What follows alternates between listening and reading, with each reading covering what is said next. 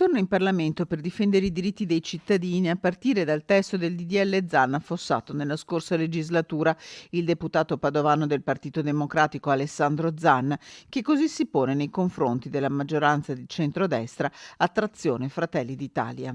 Noi faremo opposizione a questa maggioranza e lo faremo con severità ma anche in modo costruttivo quando ci saranno le occasioni per collaborare.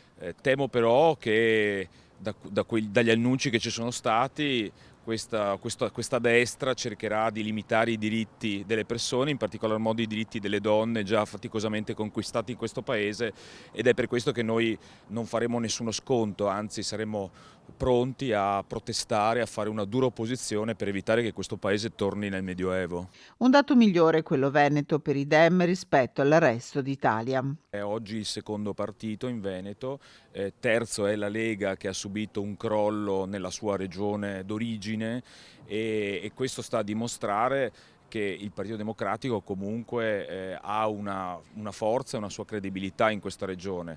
È molto più forte nei centri urbani che non nella provincia e questo ci deve interrogare a lavorare molto di più in quelle zone che probabilmente hanno più bisogno di risposte, hanno più bisogno di vicinanza. A marzo il congresso, prima che di leadership, secondo Zan, si torni a parlare con i cittadini e con i territori.